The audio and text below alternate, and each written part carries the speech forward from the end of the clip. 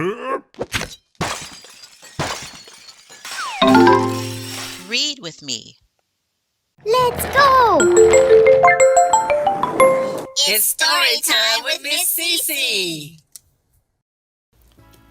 Disney's Dumbo.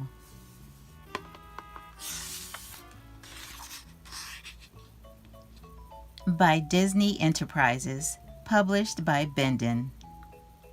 This is the story of a little elephant with a big heart and two very big ears who learned to soar. It was morning at the circus. Hopeful mothers looked up as storks flew overhead. Each stork carried a tiny bundle that held a baby animal. Mrs. Jumbo sighed as she watched the happy mothers cuddling their babies. "Oh dear, I did so hope there would be a bundle for me," she thought. A stork flew into Mrs. Jumbo's railway car and dropped a large bundle. Inside was a baby elephant. Jumbo Jr. is what Mrs. Jumbo named him. "Look at him," cried the other elephants excitedly. "Isn't he darling?"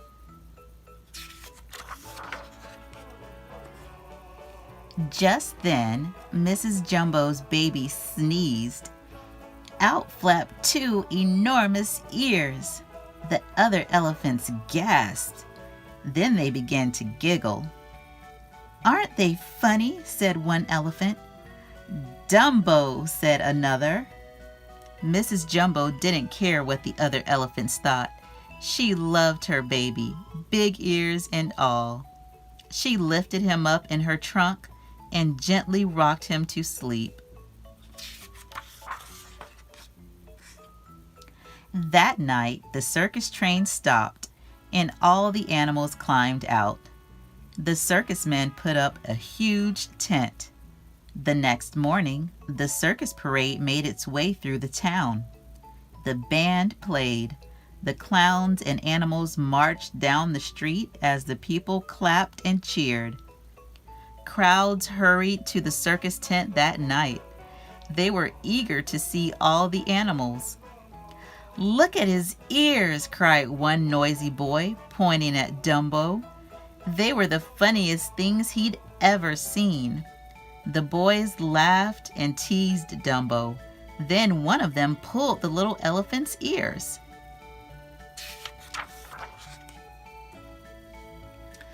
Mrs. Jumbo trumpeted with anger.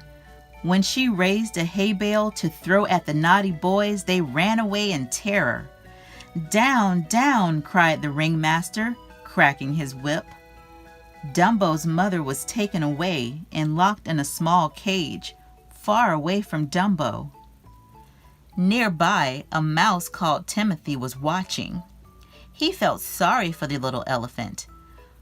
"All we've got to do is build you an act," Timothy told Dumbo. "Make you a star." Just then, they heard the ringmaster talking in his tent. "Have I got an idea?" he was saying.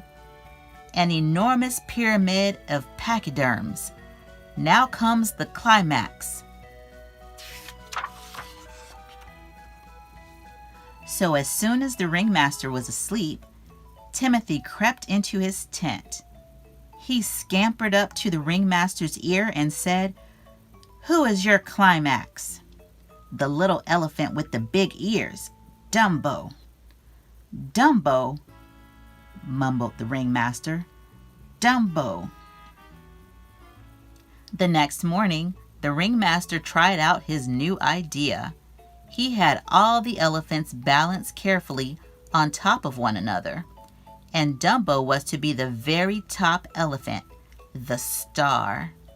But when Dumbo ran to jump onto the top elephant, oh no, he tripped over his big ears and bumped into the pyramid.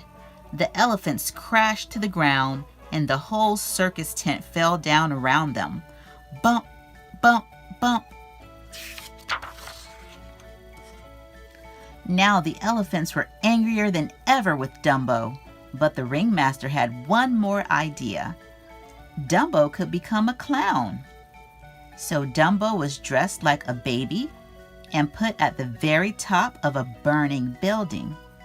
The other clowns playfully pretended to be firefighters. They sprayed Dumbo with water and held a hoop for him to jump into. Poor Dumbo was terrified as he jumped. Down, down he dropped until he fell through the hoop into a big tub of sticky goo. The audience cheered and roared with laughter when Dumbo landed into the goo. But Dumbo was not happy at all. "We're going to go over to see your mother," said Timothy to cheer up Dumbo. Dumbo and his mother were overjoyed to see each other. Mrs. Jumbo put her trunk through the bars of the cage and cuddled her son, singing a lullaby. But all too soon it was time for Dumbo to go. Dumbo cried a little after seeing his mother. All he wanted was to be with her. Once he lay down to sleep, he began to have the strangest dream. In the dream, he was blowing bubbles. Soon, the bubbles looked just like elephants. Elephants that danced and flew. The next morning, Timothy tried to convince Dumbo that he could fly just like a bird. He said Dumbo's ears were so big, they were like wings. Dumbo wasn't so sure, but he trusted Timothy. He would try to fly. In the next show, Dumbo was once again with the clowns. They wanted him to leap from the burning building, but this time Timothy had given a bird feather to Dumbo. Timothy said it was a magic feather that would help him fly. Holding it tight, Dumbo got ready to jump. It worked! Dumbo and Timothy soared through the air. But halfway to the bottom, Dumbo lost his grip on the magic feather. Without it, he couldn't fly. He and Timothy were falling. With the wind whistling past as they sped toward the ground, Timothy quickly told Dumbo that the magic feather wasn't real. He didn't need it. All he had to do was believe in himself. "Open those ears," Timothy cried. "You can fly! You can!" Dumbo took a deep breath and began to flap his ears as fast as he could.